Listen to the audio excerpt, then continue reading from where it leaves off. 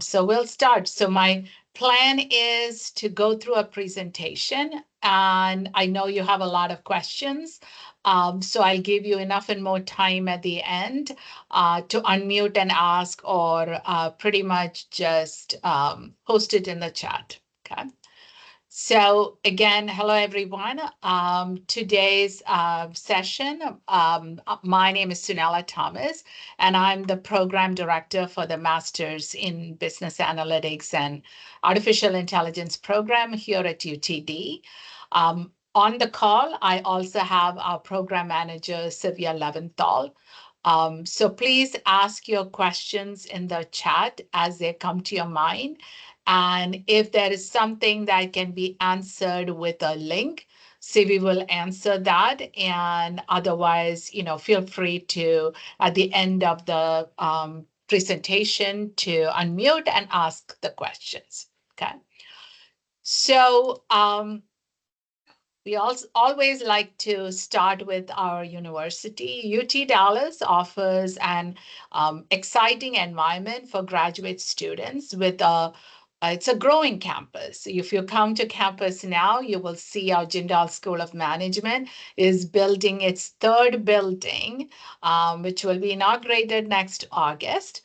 We have a diverse set of population. Overall, in the university campus, it's over 30,000. And out of that, we in Jindal School have over 4,000 graduate students. The Dallas-Fort Worth region, or we call it DFW, provides a wealth of opportunities as Texas ranks as one of the largest economy, in this case, 8th largest, and DFW is the 23rd largest globally. It attracts major industry players from all kinds of sectors: energy, technology, finance, transportation.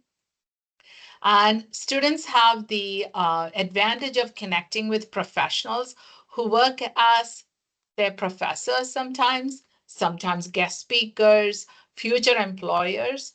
And it supports a very strong internship and job prospects at companies like ExxonMobil, Texas Instruments, AT&T, American Airlines, Toyota, McKesson. So this area is booming. Okay, the area's strong workforce. It has a business-friendly environment, and our campus expansion, right? Therefore, we ensure a dynamic learning, networking, and career launching experience for our students. My responsibility is for the MSBA and AI Flex program. As the name indicates, it's flexible, meaning that you can take the courses at your own pace here on campus or online. There are 11 tracks where in the program where you are able to pick and choose. We have 36 credits. All master's programs are 36 credits, out of which 18 credits are 6 courses, core courses, meaning you have to take those core courses. We normally tell when students come the very first semester, take 2 of the core and then take an elective. We kind of don't take all, there's no need to finish all the core upfront. You can mix it up with electives to help you. As I mentioned, we have 11 tracks, and you can pick and choose all your 6 electives, either from one particular track, if you know for sure that's what you want, or from any of the tracks based on the prerequisites. Some courses may require a prerequisite, like finance, for instance, because it's a highly regulated industry, probably has a course or 2 prerequisite in there, okay? Nowhere in your transcript or diploma, there is a track mention. So that therefore it's based on the knowledge that you assimilate with it. This being a graduate program, I would say it's not all about getting a grade. It's how you apply, how can you apply that, participating in activities, both in class, outside class, and I'll talk a little bit more about it. It's a STEM designated program. And application deadline without a late fees, as you see in fall, fall semester has just started in August. May was the deadline. Fall and spring, I would say most students come in fall, but we have started seeing similar number in spring also. Summer probably is our lowest enrolled new incoming students into the program. And that's pretty much there just because a lot of students either are doing internship. There's activity on campus, but not like the way that you see in fall or spring. So what are the application requirements, right? You have the non-refundable $50 application fee. If you put it before the deadline, you have, if you're an international student, you have to pay the additional $50 for credential evaluation. You need to write a one-page personal statement.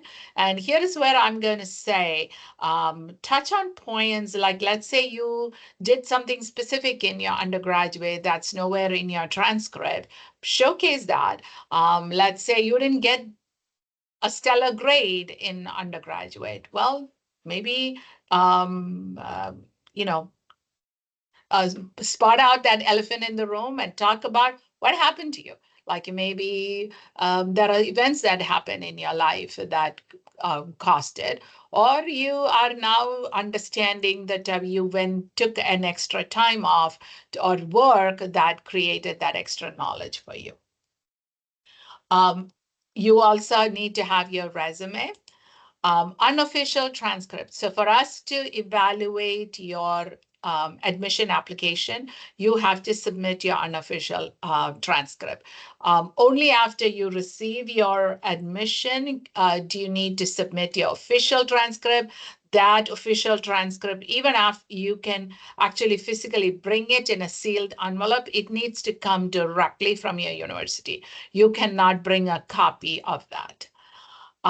You need 3 letters of recommendation if you have less than 2 years of working experience. Okay, UTD is an optional GRE GMAT score, so if you don't submit it, then we don't look at it. If you submit it, I'm going to say it better be a good one in quantitative. And even, verbal communication skill, if you look at today's workforce, everybody wants people who can speak well, right? How can you story tell the insights that you get from your data?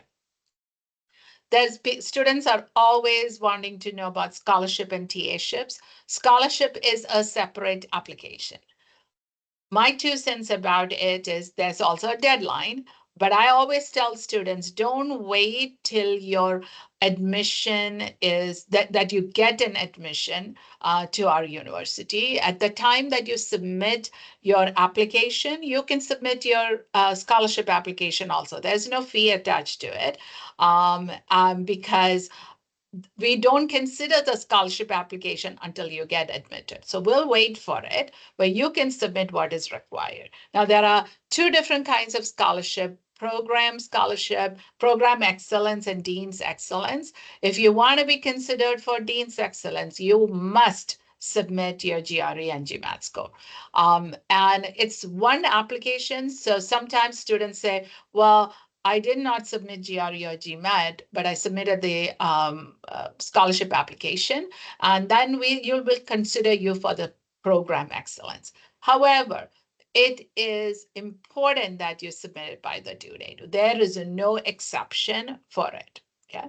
TA-ships they are not available for first semester student. You can always apply while you're registered and enrolled in the classes on our campus for the second semester onwards. But the first semester, you're not eligible for a TA-ship because we need to see your how you do with your courses here, what's your leadership, how involved are you in the program, how involved are you with the other student organization, because when you go look at the TA-ship application, it asks you two different things to submit.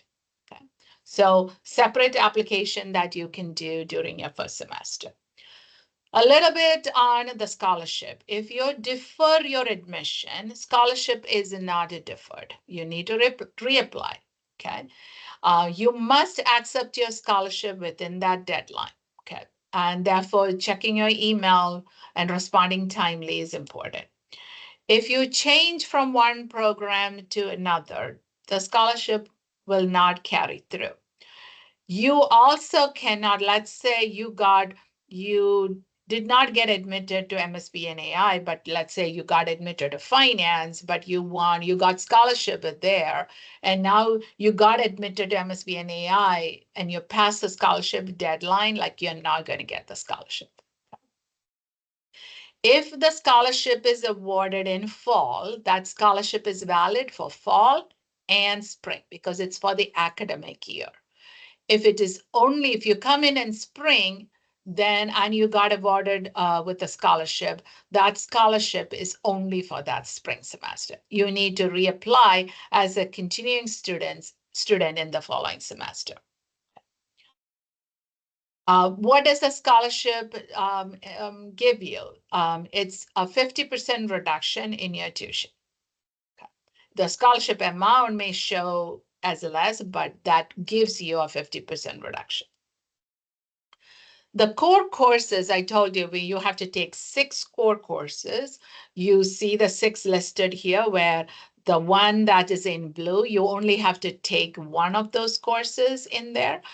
Sometimes students do take business analytics with R and modeling. In that scenario, modeling is considered as an elective. Okay, because if you look at our curriculum, modeling comes in as an elective in a couple of tracks. Okay. In the first semester, you also should take our mandatory professional development class. It's a 1-credit course that you will get enrolled in. So typically, what do we ask students to do? Now, this is me talking. I came to United States many, many years ago to do my second master's degree. And master's program, as I mentioned earlier, is a very applied knowledge. For that, in order for you to apply it beyond your classrooms, you need time. So first semester, I always tell students who have never studied in a US university, don't have technical background, to take only 3 courses. And that means 9 credits plus the one for MAS 6102, that'll make it 10 credits, okay? We do offer boot camps before the start of the semester. You as a student in our program will have access to those recordings, but I always tell students, try to attend while live with it, just because you'll get to meet other students. You'll also get to meet the people from our Business Analytics Leadership Council who are actually the tutors in that class doing the boot camp. I highlighted here something that if you are if you're tech savvy, if you know programming, then during the first semester you can take business analytics with R, right? Like, so your 3 core courses under the belt. If not, take an elective. And this is just a suggestion. You can take any elective that does not have a prerequisite. We also have a requirement for internship. Okay, that is, you can take an internship for 0 credit. You have to apply in our system that you are going to do an internship. That internship requires a job offer with specific dates and job description. The job description does need to have something in analytics, and it's based on courses that you have already taken. So if you're coming in spring of 26 as an international student, you're only eligible for internship spring of 27 because you have to complete 2 long semesters. Okay. However, you can take it for 0, 1, 2, or 3 credit. It depends on the number of hours you're working. And when you get to that, we'll always have an internship advising on it. We have internship panels, so you have a lot more time to discuss that. I tell students when they start their first semester, even though they can only do an internship, the third semester, it is imperative that you connect with people, you update your resume, you update your GitHub and portfolio, and attend events so that because network is everything. You'll see that in the professional development, they'll teach you how to find and network with people out of the blue. Okay. If you want to see what our students do, because I told you there's an internship course when you are, whether it's 0 credit, 1 or 2 or 3, that you submit our survey, I answer some questions because we want to know that you are actually doing an internship. So if you want to see internship stories where previous students, when got their internship, if you're looking in LinkedIn and search for hashtag UTD you can see a lot of our students submitting stories in that. Another thing that students always want to know is that what's the outcome? What's a student outcome? Obviously, from this chart, this is publicly available site. There's called Stepping Blocks. It's available there. It is obviously most of our students stick being in the Texas Metroplex area, that's where they are. Average salary is $91,000. Now, this past semester, I saw some students getting like at the higher end, really high end, and some so the average brought down mainly because of that. Here's of Amazon is still our top employer. Okay. Capital One, JP Morgan, Citi. The titles are pretty much, that's relevant to that program. Data analysts, data engineers. There is a tremendous need for data engineers. Okay. Data scientists, business analysts, and so on.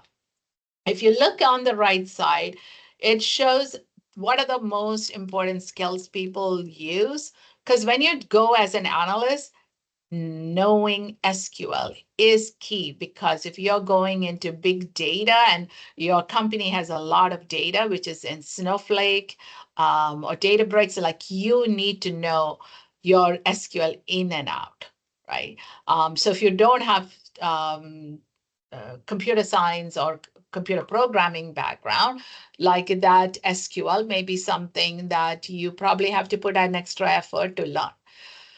I'll also say most of these companies that whether it's for an internship or for a job, sometimes they do job, definitely they have assessments. In order for you to get proficient in passing those assessments, is you have to diligently practice, intentionally practice these skills every day, because I know programming, but if you ask me I know Python and R pretty good. But if you give me a program right now and ask me to code, it'll take me a while to code that because I don't do programming every day. Okay. For a very long time, I haven't done programming. I think when I was teaching programming, I was more proficient. Now that I don't teach programming, it is not something that I remember. But once I get into it, I will know it because I know it. I'll remember certain things.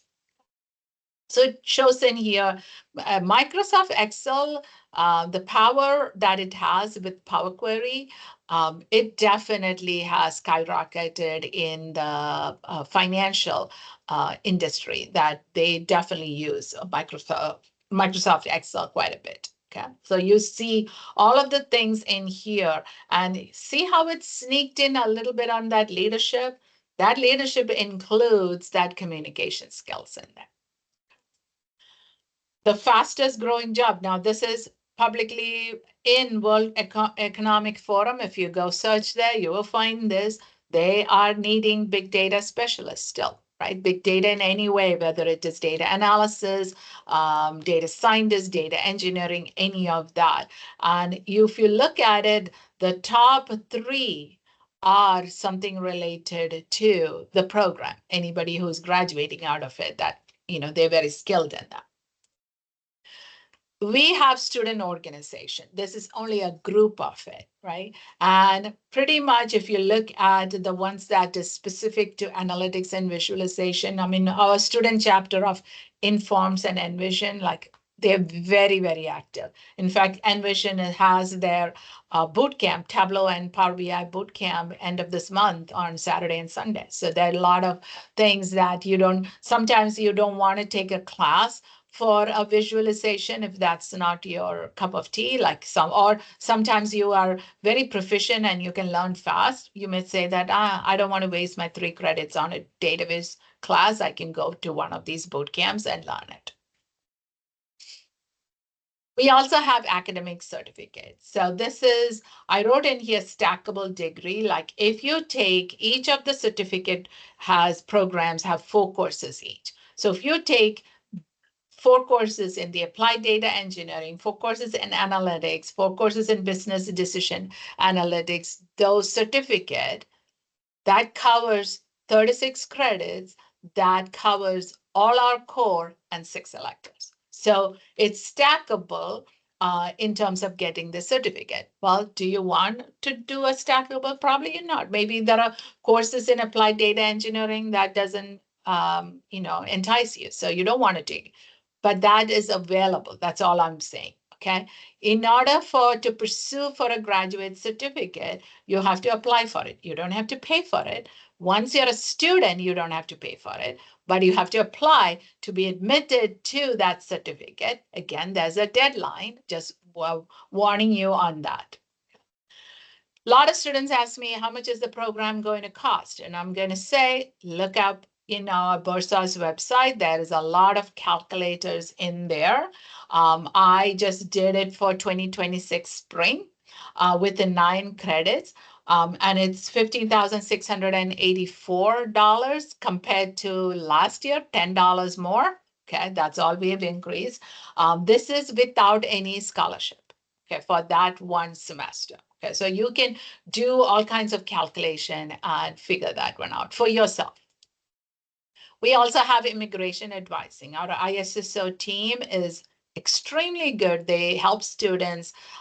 They help prep you before your visa interview, if that is something you have to do. Sometimes they even say, hey, some students' visa gets rejected and they can go back for a second one. If you reach out to ISSO, they'll help prepare and tell you what exactly to do. I would say, last but not least, follow us on social media. We post events on our Instagram. We post events and things that we do. Like if you even go to LinkedIn recently, like in my class, I had the chief data and AI officer from USAA come and speak to my students in my class. She is actually alumni of UTD.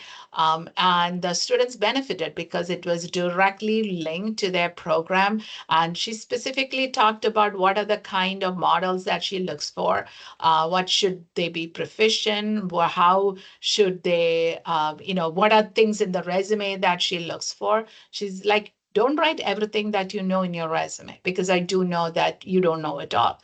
So gives tips and techniques for students to help them network. And here, these industry veterans coming into it. Now, my class is just one class. Many of the other professors will have other industry experts come into their classroom and speak. And that's not only they're talking and giving you the knowledge, but then you also get an extra person that you have now networked, and they would guide you and mentor you in certain cases. Okay. You can always send an email to msbuan@utdallas.edu. Sivi or I will respond to your email if you have questions. All right, so now I'm going to stop sharing and see what questions you have. And feel free to unmute yourself, but I'm going to look in chat first to see. Looks like Sivi has answered all the questions. Uh,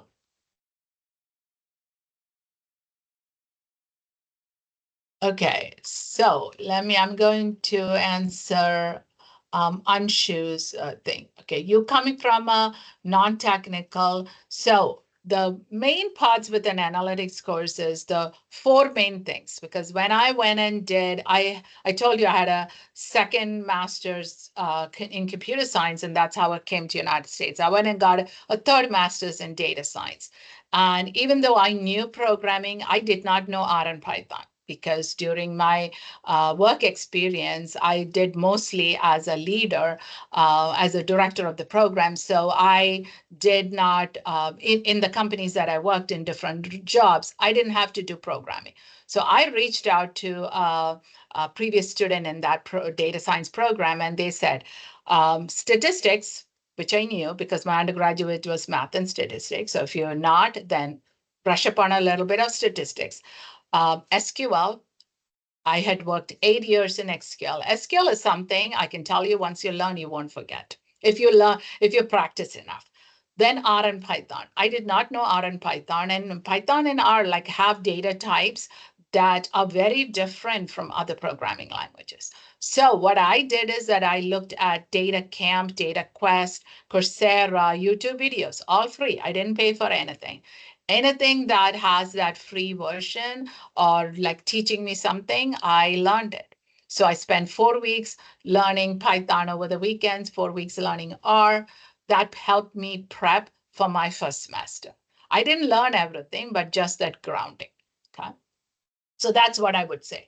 The boot camps are pretty much like 4 hours or 3 hours to a day. So it's just one session. So there'll be one session for stat, one session for SQL, one for R, and one for Python. Yeah, it's before the program.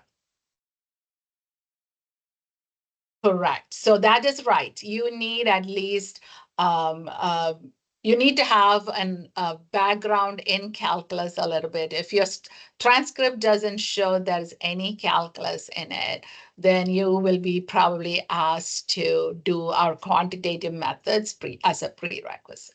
And that quantitative methods class does not count towards your degree. Yeah, if you studied in an English medium, college, then you don't need to show your proficiency in that.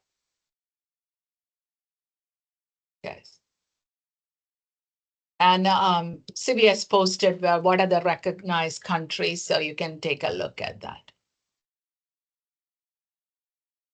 Okay, feel free to unmute and ask too, okay?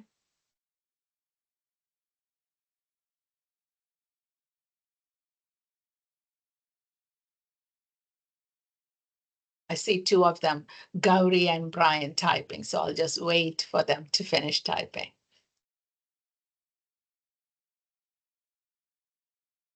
Most of the time, one student's questions will help with another student also. So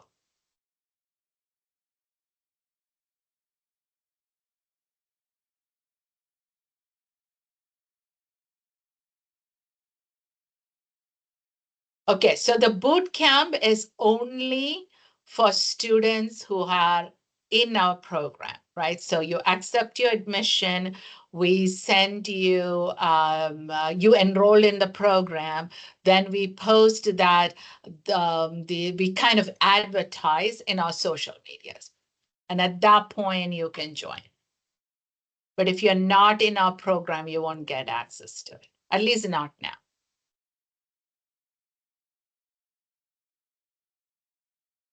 The scholarship, Brian, you're answering your question. The scholarships, just imagine that we just completed, or last week our census date, we have tried to wrap up our fall, number of students admitted and all the things we have to provide to the state. So as a result, I would say maybe like mid-October, mid to end of October, you probably should know it. And we have some new people in those roles. So just we're trying to get them up to speed on processing things.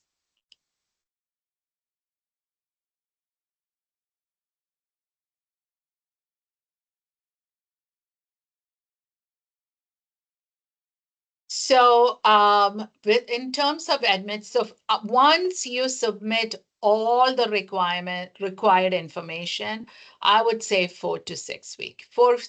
4 weeks is good. But if there is something if we have a lot of applicants, then it could go up to 6 weeks. So Anshu, whether you have a chance for a scholarship has its guidelines, right? So we compare the students based on not just their grades, like the leadership things that you've done. So we provide, it's a holistic approach. And I can't answer the question whether you will get a scholarship because I have not seen the pool in our scholarship application.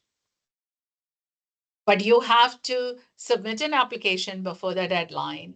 You have to meet whatever, and then you'll be informed whether you got a scholarship or not.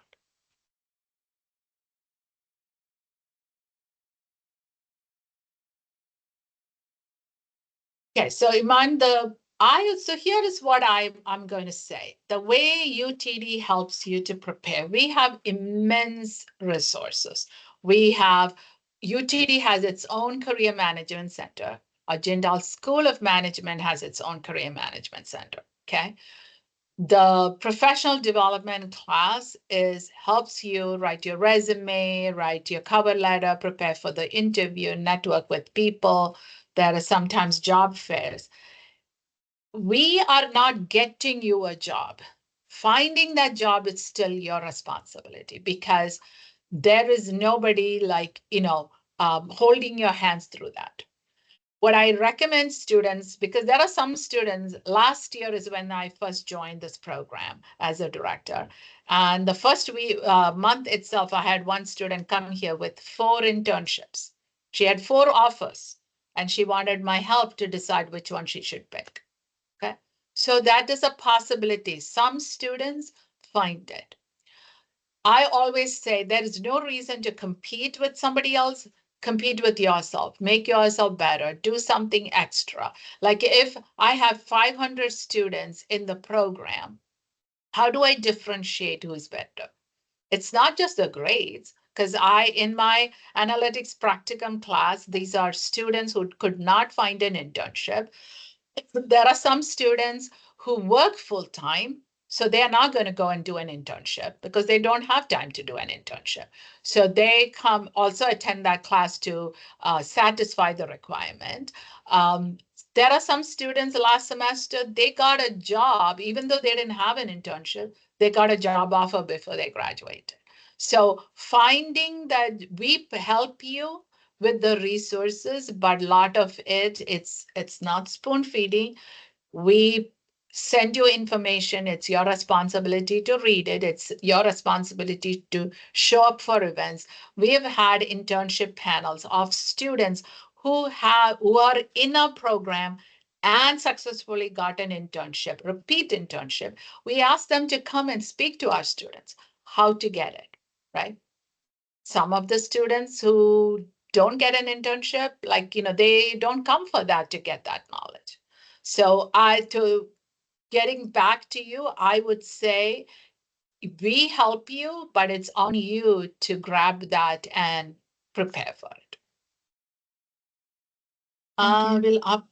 You're welcome. You said, Shivamani said, will opportunities differ in terms of intake with fall offering more? Not really. There is nothing like that. It depends on the company's industry trends, what they're hiring. There isn't.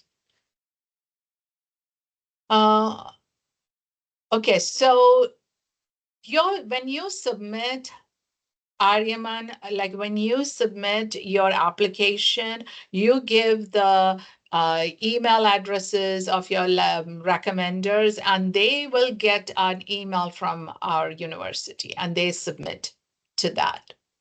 Okay, so you are not uploading anything.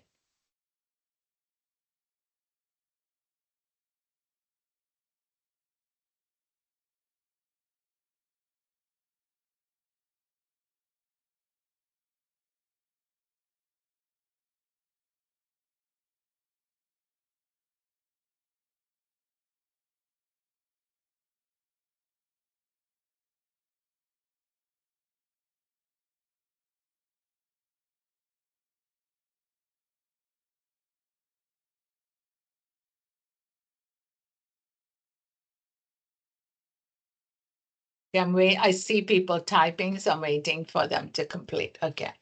Brian has my after admission checklist. Next way is to complete the F1.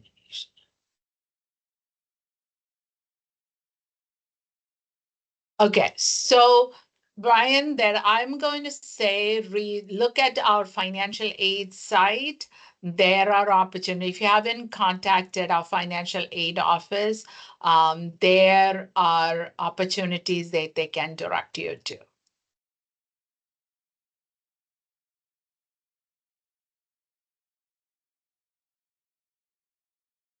Okay, so good, bad in the job market, right? As I mentioned, there is umpteen number of data engineering jobs. Okay, but students sometimes don't apply for data engineering jobs. And what I can conclude in that is data engineering requires you to sit and code, create the pipelines. So you need to have that technical savviness in there. Okay. And some students look for that managerial job, and that managerial job may not be available for you because when you're entering a company, they are looking for your skill set in the analytics, and you probably just acquired that. So you're not going to get a managerial job, even if you had a managerial job before coming for the program. So the focus students put in is different. Okay. And the other one I would say is applying for like jobs like left and right without thinking through whether that job is asking are things that you have. So that's all, it's indicative. Like sometimes students apply for things and I look at their resume and I'm like, because people reach out to me directly, so I have direct links for the job. I send it to the students and then they send me the resume and I'm like, this specifically says you must have at least 3 years experience. You have zero. Like, how would you apply for it? So sometimes the students say, I didn't get it, like I'm not getting, is because you're not applying for jobs that meeting those requirements. You're applying for jobs out of the blue. Then the other one is networking. Networking takes time. So the good part of it is if you network enough, you're going to find the job. The bad part is that students sit around, and even if we have taught them, and I say we, it's collective we at UTD has taught them, in your resume, don't just write tasks that you've done. Companies want to know what you did, what was the business impact. Provide that. Okay. Don't write 20 bullets about you had one job and you write 20 bullets on it. I was a hiring manager before. I don't read it. I'm sorry. That is not what I was intending to. I need to know about you. So some of the things is if you do the right thing, if you do it consistently, if you persevere in there, I always say prepare, plan, prepare, and persevere. Like you need to have a plan and work that plan. And there are students who have had internship before who said, if you get a rejection, that's actually a good thing. How many of us look at it that way? Because if you got a rejection, then you know somebody looked at your resume. So now start looking at and doing some extra certification on your site to kind of show the difference between them. So hopefully I answered your question.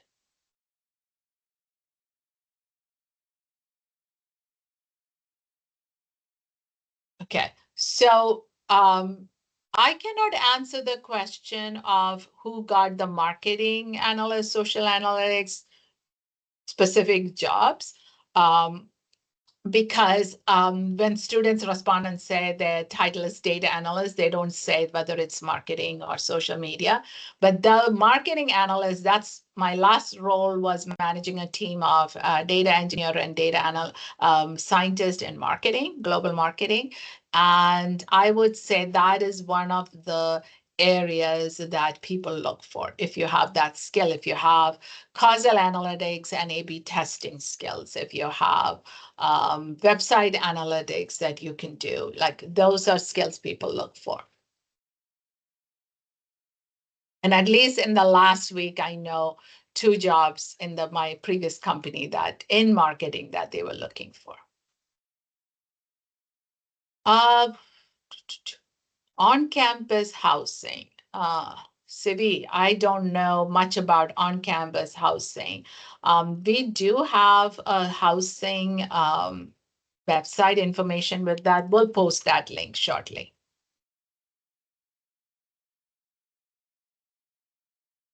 Yeah, Sivi has posted. Okay, so international students, right?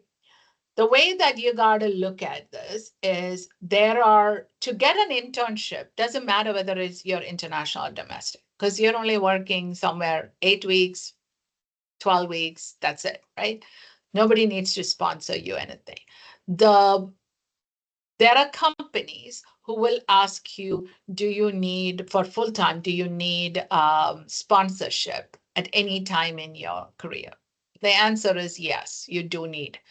There are companies that would say, like, I'll bring this example because our dean talks about this example. Ericsson is one of the companies just next door, I would say, to UTD.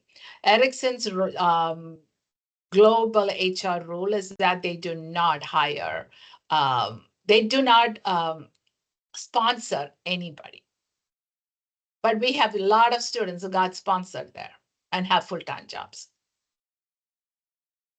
Okay, so you have to show in that internship how good you are, how good your talent is, how collaboratively that you work with other people, and you're like that go-getter. They want that. If you're one of those kinds, I've had industry employers who come, recruiters have told me that, hey, you teach students in the classroom, you give them a data set. When they come to an industry for my job and I tell them, go do XYZ, I need to find that. They're twiddling their thumb to me giving them the data set. That's not how it works in industry. You go find it. You go find what are the data sets that you need and who do you ask? What your boss can help you is who in that group should you connect with, because you're new, and you don't know everybody. But you need to have that depth of knowledge of how to go do a research. Okay. So that is where international students sometimes lack skills, in my opinion, because everybody is waiting for somebody to give them a data set.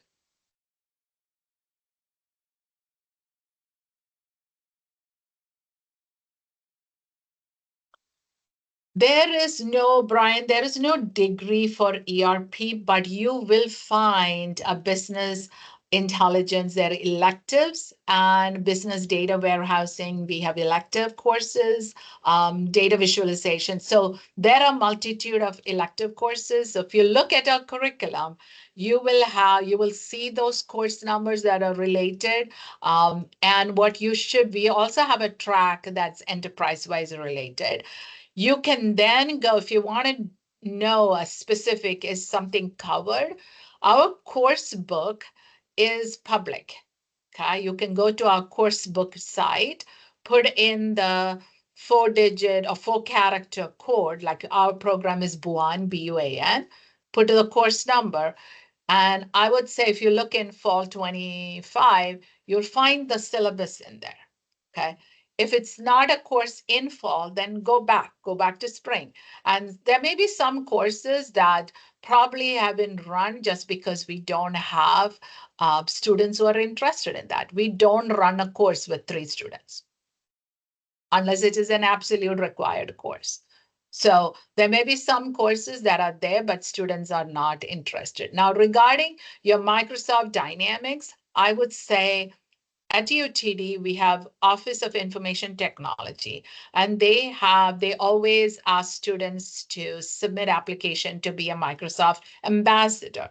When you get picked into that program, along with your graduate program, okay, so this is something you're doing in addition, they teach you all the different Microsoft products. You have an opportunity to do that.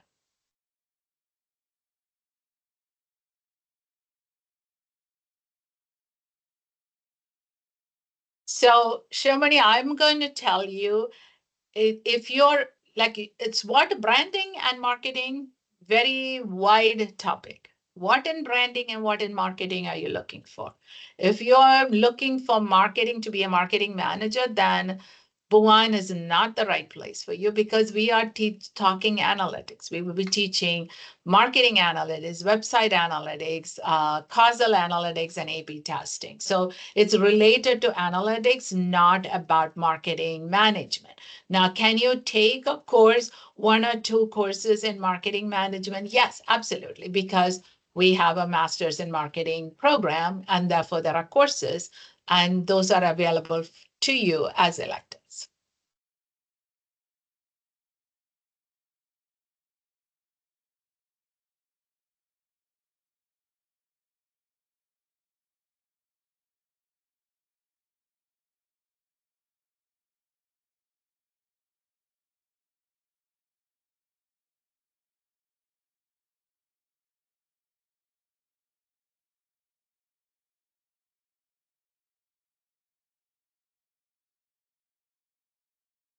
I see Brian typing, so that's why I'm keeping quiet. I know he has a question.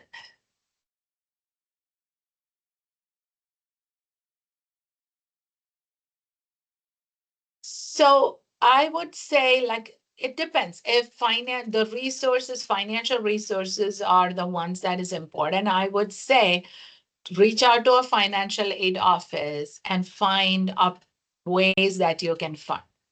Okay. And just because you did not get scholarship, let's say you're coming in spring and you didn't get a scholarship, doesn't mean there is no other ways. You can find on-campus work, okay? But you can only apply for that once you're on campus. You don't have that option beforehand. The other one is you could always apply for a TA-ship the following semester, provided that will give you the funding. But I would say if you want to know something before coming into the program, financial aid office will be the best one. Yeah, they will provide you the different loan options and I think funders available.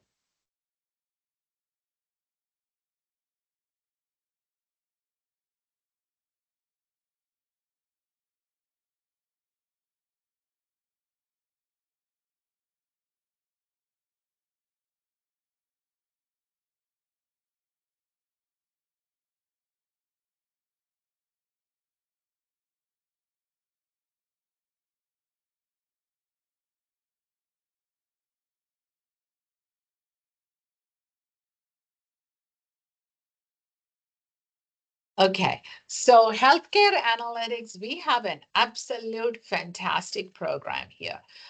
In our healthcare analytics track, you have healthcare informatics, you have healthcare analytics. We have a whole department that is like even a new one that started that is healthcare focused. And I know several people who teach in that program who are industry, coming from industry, and the program director in that. So if you want 100% only healthcare, then I would recommend that you reach out to that program director and attend their webinar also. But the analytics, AMS Business Analytics and AI program has a healthcare analytics track with more than 6 courses that all your electives can be from them.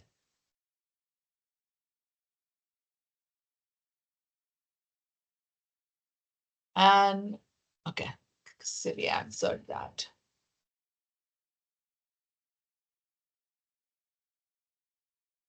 So are you looking class profile when you in terms of male, female, um, mix of students?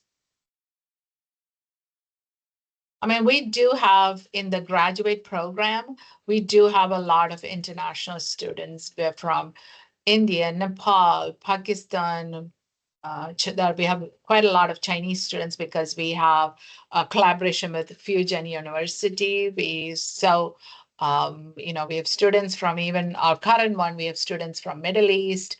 Okay, so Samal, in terms of waiving application fee, typically international students don't qualify at all. But we do have a website, and so we would put that link in there, where you can look and see whether the application fee waiver, you are eligible for that. Oh, class profile in terms of ideal application. It is a combination of good grades in your undergraduate. Well, this semester, I would even say, or recently, we have seen a lot of, between last semester and this semester, there are a lot of students who are coming from industry, like, they want to take a different path.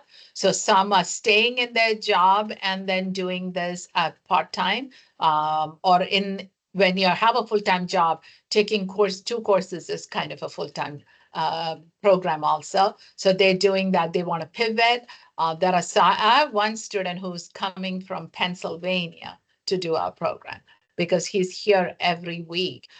3 weeks in a month. So he's trying to do the program, taking 2 courses. So the majority of the students are 100% full-time students, majority. But I also have students who, like, people ask, is technically, I don't know anything program. I have students who came from history background or art background who have done tremendously well in the program.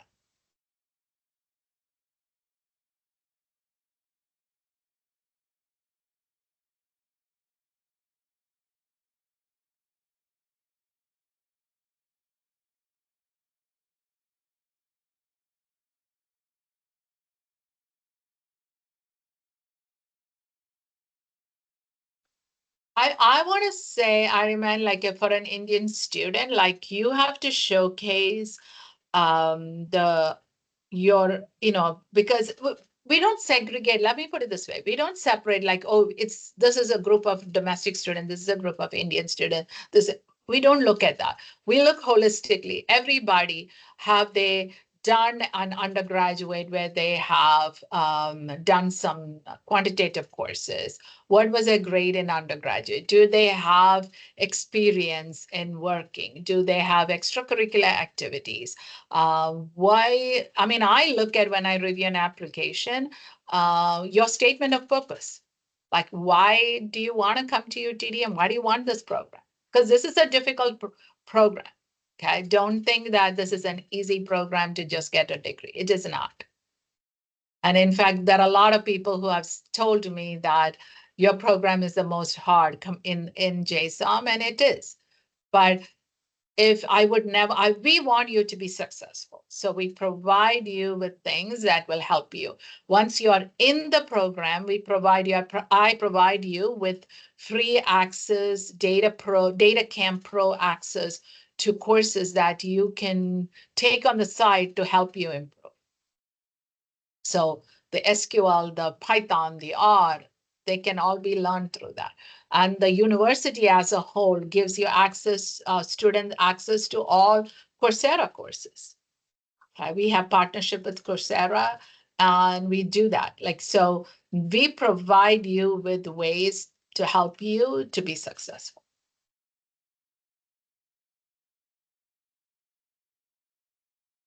So I'll take one or two more questions because we are almost at the end of our time.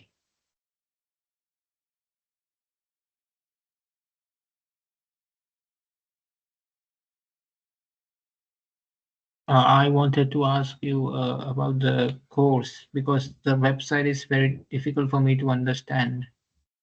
Okay. What is it about the course that you want to learn? No.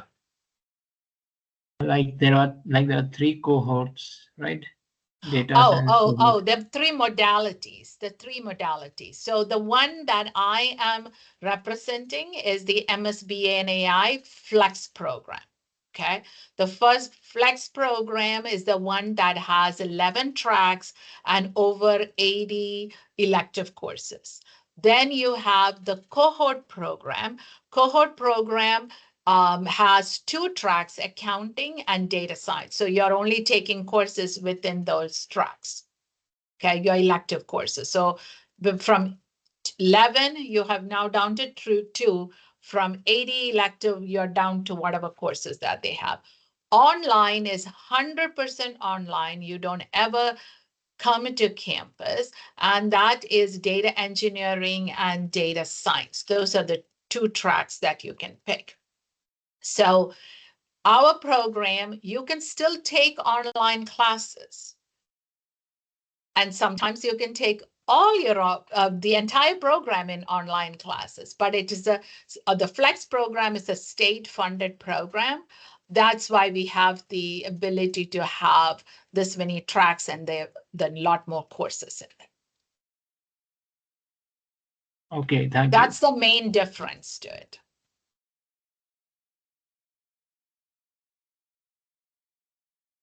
So Iman, you asked, you cannot become a TA like you tutoring other students. That will be entirely up to you. There is no formalized process. The TA is not a tutoring service. TA is assisting the professor in their grading and maybe answering some questions the students have. It is not tutoring at all. So you'll have to, it's almost like tutoring options is if you want to be tutored, like that would be like the one that I would say, like when we host our welcome event for students or mix and mingle event for students, you find other students in the program, especially in our business analytics leadership council, that can help you. Hey, there is, this statistics is fine. I'm finding it very hard. Somebody will direct you and say, these are the additional resources I used, or I can help you, help tutor you like that. So it goes both ways. But if you are looking for tutoring options, then you need to go find in our, like when on-campus job opportunities. Okay. Daniel says you miss most students are full-time. Can students who work full-time be? Yes. The students I have several students in my current class who are working full-time. Okay. I would recommend those students only take two courses at a time because with a full-time job, taking anything more than more than two courses, whether it is on campus or online, is going to be difficult.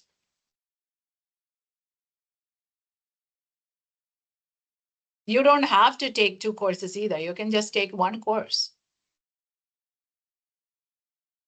The internship opportunity. So Gauri, I'm going to say, look in LinkedIn, search for hashtag UTDMSBA. There's a lot of internship stories in there that will help you understand what are the different roles that was available. Okay, last question I'm going to take from Anshu.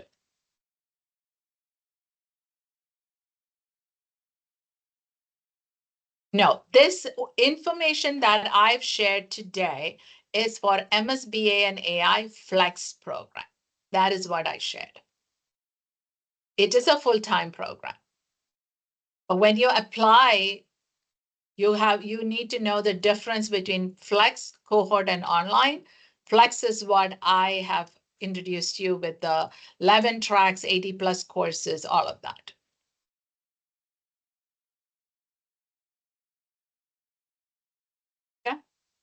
All right. Okay, everyone. Y'all have a wonderful day and reach out if you have questions.